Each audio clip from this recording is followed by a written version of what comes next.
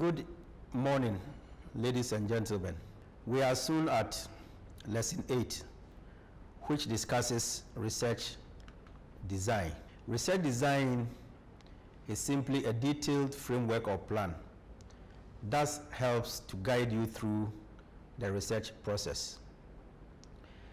This lesson emphasizes the nature and different types of research design available to you as a researcher.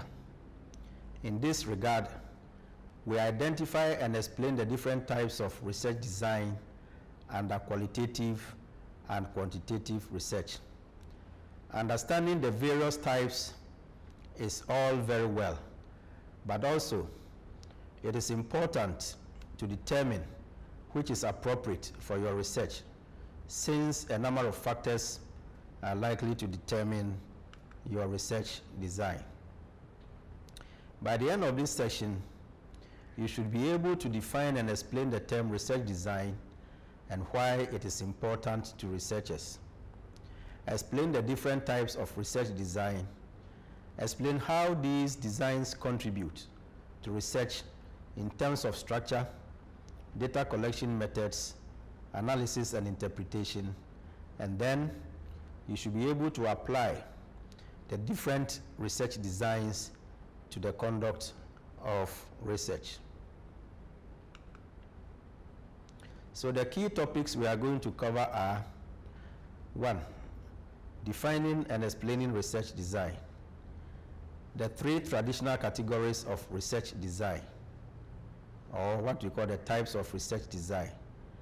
Then we'll look at examples of quantitative research designs, and then lastly, qualitative research designs. As usual, these are your references. Let us define and explain research design.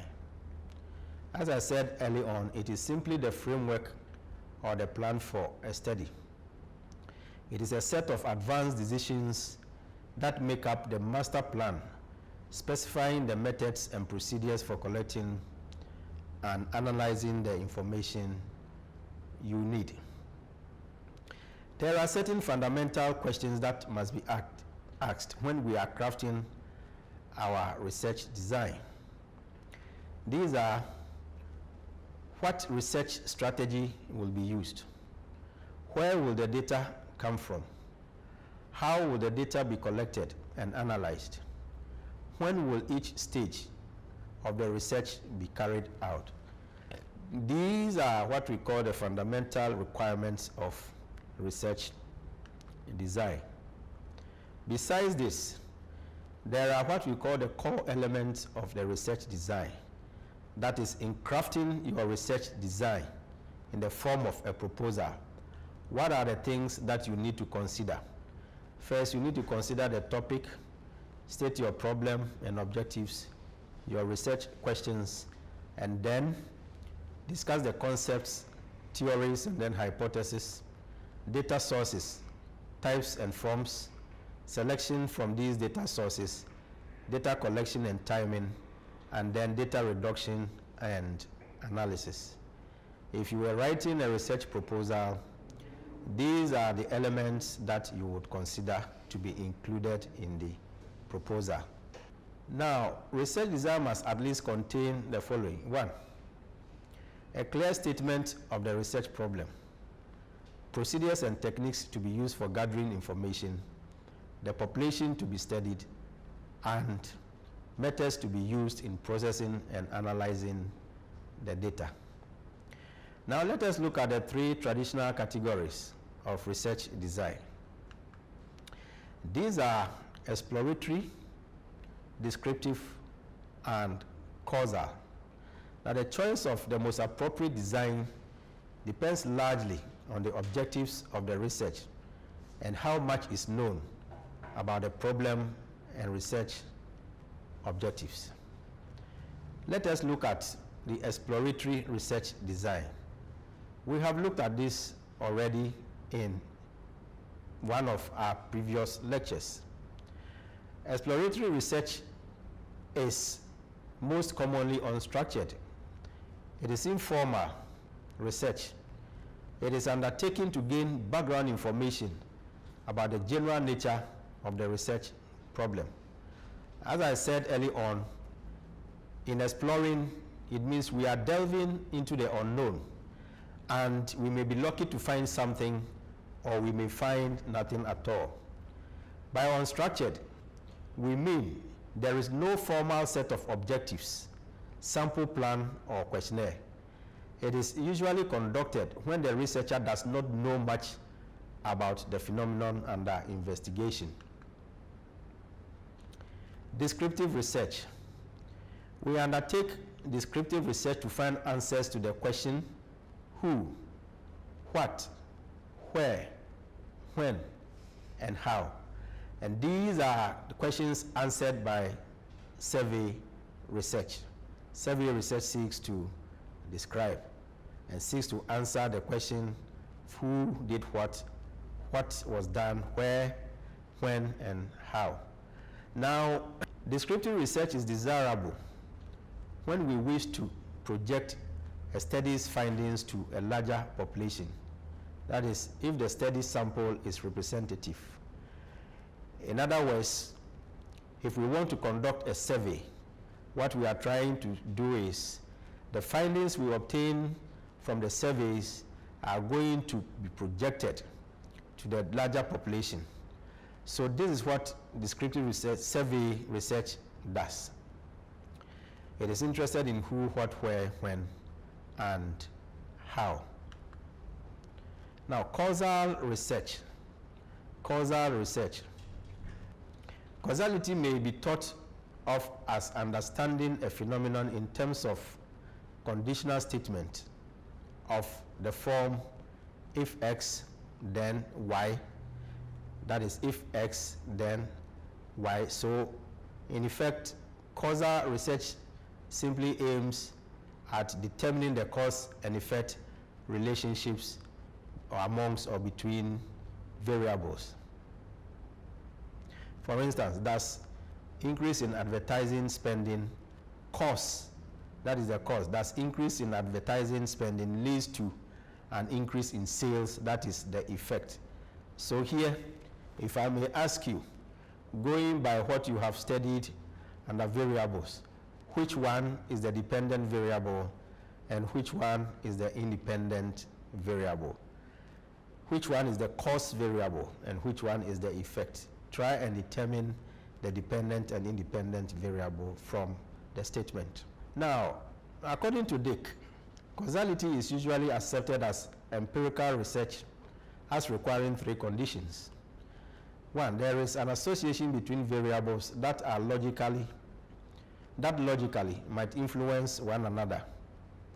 And the causal variable must produce its influence before the outcome occurs. So what we are saying here is that you manipulate one variable to see how it will affect the other variable. And the variable that is manipulated, as I said, is the independent variable. And then three, other possible explanations must be eliminated, such as a third variable that influences both the dependent and the independent variable. The other variables that Dick is talking about here is the nuisance or extraneous variables that I talked about early on. In order to establish the true relationship between a dependent and independent variable, you have to ensure that there is no other variable that stands between them that can modify in any way the association between the two variables which are of interest to you. Now, ladies and gentlemen, let us take a brief look at qualitative research designs. Qualitative research designs. What are some of its features? Qualitative research designs are interested in non-numerical data, and they are often done on a smaller group of people or units. They take interest in looking in depth at a few subjects instead of examining a large number of people with less depth. Now, it is guided by research questions. With qualitative research, The research is guided by research questions instead of hypotheses.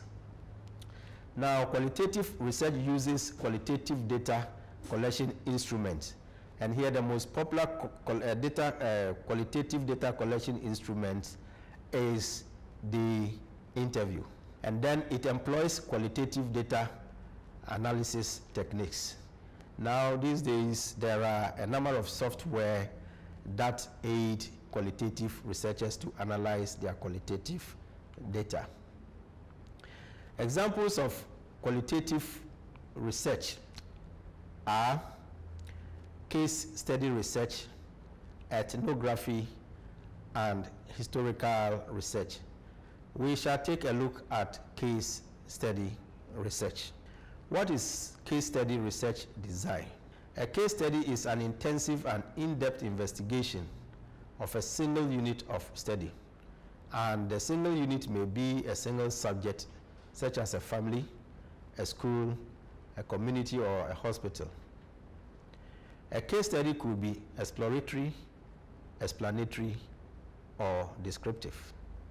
Now, according to Yin, or let me put it this way, Yin defines a case study as an empirical inquiry that uses multiple sources of evidence to investigate a contemporary phenomenon with its real-life context. So what Yin is trying to say is that with a case study, we are studying the phenomena in their natural context. Case studies are normally performed when the researcher desires to understand or explain a phenomenon, and it is frequently used in medicine, anthropology, clinical psychology, management science, etc. Case study research may include both single and multiple case studies. Let me explain the concept of multiple case study. A multiple case study may be you are studying about 5 junior high schools using the case study approach. Somebody can also decide to study a single case study. That is, instead of studying the 5 junior high schools, the person is interested in studying only one. So we have single case studies and multiple case studies. They are case studies because of the study design you want to employ. The number 5 is not what matters, but the techniques you are going to use to collect your data. Your study design determines whether you are conducting a case study or not. Now, doing a case study, Wimmer and Dimmick outlines 5 distinct stages in carrying out a case study. These are: first, you have to design the study, conduct a pilot study, you collect your data, you analyze the data, and then you write your report. Let me explain pilot study. If you want to conduct a study, say, amongst university students, after designing your questionnaire, you want to test whether the questions you have asked will be understood by everybody the same way as you understand it, and the same way that everybody will understand it. If you do that, it means you have prepared a very good instrument, that the questions are not ambiguous. But to test that the questions are well crafted, you actually test the questions on a group of other university students, not on those you are going to study. So if you want to study students of the University of Ghana, you conduct your study on UPSA students. That is the pilot study. In fact, when you have done that, they will point out the ambiguities in your questions. You correct them before you serve your questionnaire to your actual population, that is students of the University of Ghana. Case studies come with a number of advantages. That is, a case study is valuable when the researcher wants to obtain wealth of information about the topic being researched. They provide tremendous detail. The technique can suggest why something has occurred because you have collected in-depth information which leads to explanation. Now, the case study method also affords the researcher the ability to deal with a wide spectrum of evidence. You deal with documents, historical artifacts, systematic interviews, direct observations, and traditional surveys can all be incorporated into a case study. The more data sources that can be brought to bear in a case, the more likely it is that the case will be valid. Let us look at a few disadvantages. General lack of scientific rigor in many case studies. Now, the case study is not easily open to generalization, and then they are time consuming. So far, so good for qualitative research design. We looked at 3, but I zeroed in on the case study. Our next step is to look at quantitative research designs. What are the general features? Quantitative research design looks at data with numerical value. They measure objective facts and focus on variables. They also deal with many cases, such as surveys. They test hypotheses instead of having research questions, and then they use statistical analysis. So what are examples of some of these quantitative research designs? These are surveys, experimental designs, and correlation. Survey. Why are surveys conducted? They are conducted primarily to describe characteristics of a population. Researchers normally use survey to examine the description of the identified characteristics within the population. The description of the population as a whole is inferred by the results obtained from the sample. Types of surveys. There are 2 major types of surveys: cross-sectional surveys and longitudinal surveys. What are cross-sectional surveys? With cross-sectional surveys, information is collected from a sample of a predetermined population. Now, information is collected at approximately one point in time. If an entire population is surveyed, it is described as being a census. Now, we said that information is collected at one point in time. Let us use this example to explain what it means. So, with cross-sectional surveys, explanation occurs by differences across the units of analysis. Example, the hypothesis, worker satisfaction increases worker productivity, is measured by studying 100 individuals in an organization at one point in time. At one point in time simply means that maybe it has taken you 3, 4, 5, or 6 months to collect your data. When you have collected the data and analyzed your results and concluded, that is the end of the study. So we say here that you collected your data at one point in time. Now, this is tested by the correlation between satisfaction, productivity for the 100 workers. That is, you analyze the results of this survey by collecting data from the 100 individuals and coming out with your results. Longitudinal surveys. If a survey is not cross-sectional, it could be longitudinal. And here, information is collected at different points in time to study changes that occur over a time period. So, the researcher explains the differences across time. Using the same example, we want to study worker satisfaction and worker productivity amongst 100 individuals over a period of time. The hypothesis is tested by examining changes in worker satisfaction and changes in productivity across time for the 100 individuals.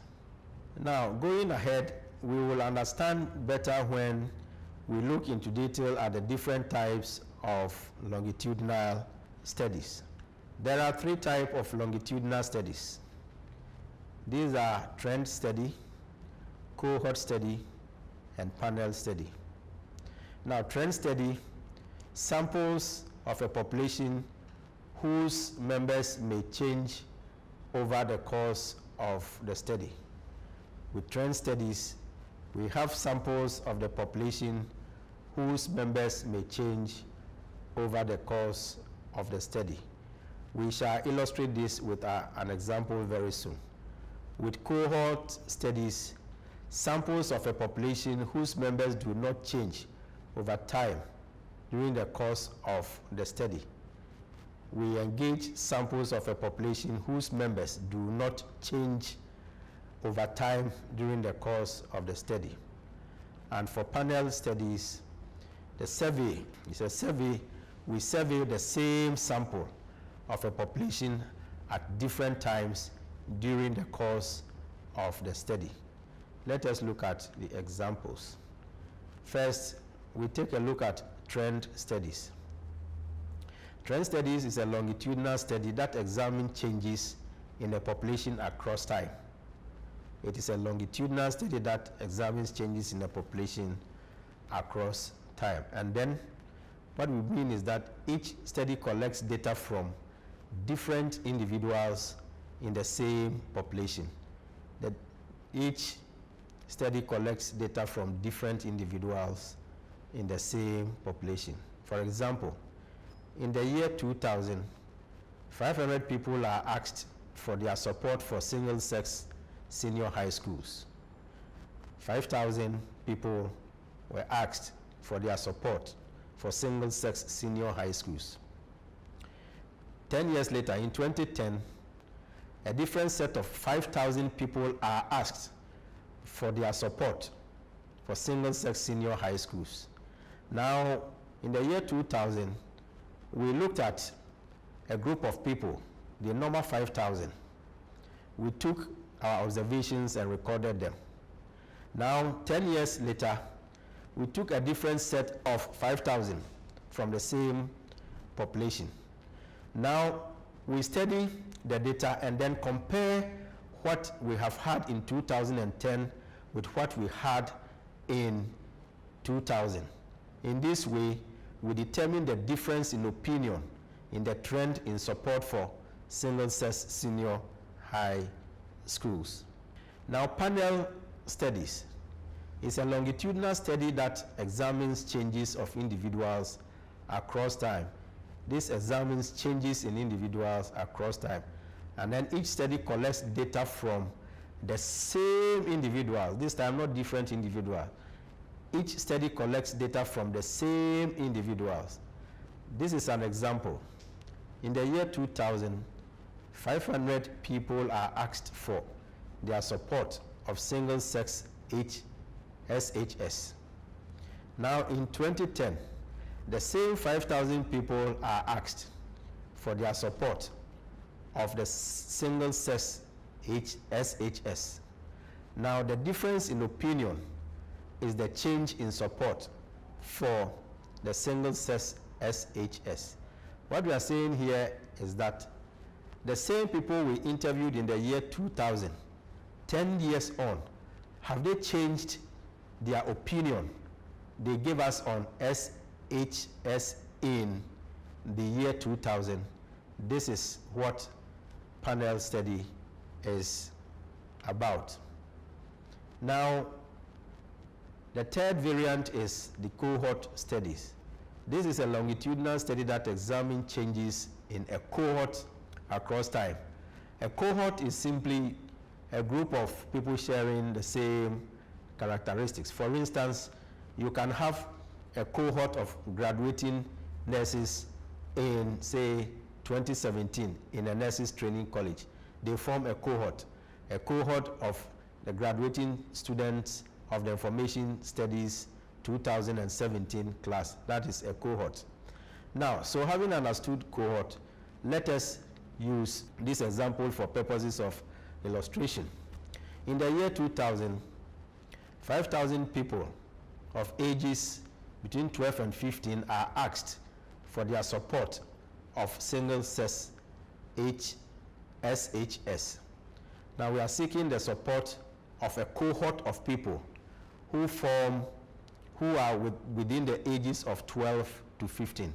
And all that we are asking is their opinion on single-sex senior high schools. Should senior high schools be single-sex or co-education facilities. So we identify a cohort of people aged between 12 and 15 and conducted the interview in the year 2000. Now in 2010, a different set of 5,000 people, aged between 22 and 25 are asked for the same support. Now you will see that in 10 years time, or 10 years on, we have added the 10 to the 12. These are people, you see that from 12 to 15 form a complete cohort. So even when they are 22, between 22 and 25, we consider them as the same cohort. And we want to see whether 10 years on, they would have changed their opinion from when they were between 12 and 15 years. I hope you will understand this. When they were between 12 and 15, they were young. And we are talking about things that affect them. Senior high school. These are people going to graduate from the junior high school into senior high school. So we are asking them their opinion whether senior high schools should be boys alone or girls alone, and then, or they should be mixed. That is what I mean by single sex school. So after conducting the study, 10 years on, we look at the same people with the same ages between 22 and 25, conduct the study again and determine their opinion. Having matured into adulthood within the ages of 22 and 25, would they have changed their opinion, or have their opinion changed from when they were between 12 and 15 years? This is what cohort study is about. So let us briefly look at steps in the survey research. First, you define the problem, you identify your population, you choose the type of instrument you want to collect, you want to use to collect your data, you design, you construct, you pilot, and you refine your instrument, and then you select a representative sample, you administer the survey, you analyze, you interpret, and you communicate your findings. We have seen this in one of our earlier lectures. Now, the other type of quantitative research design is an experiment. An experiment is defined simply as manipulating an independent variable to see how it affects the dependent variable, while also controlling the effects of additional extraneous variables. The independent variables are those variables which the researcher has control over and wishes to manipulate. And the dependent variables are those variables that we have little or no control over, yet we have a strong interest in. We have talked about extraneous variables, which we said are variables that may have some effect on the dependent variable, yet are not independent variables.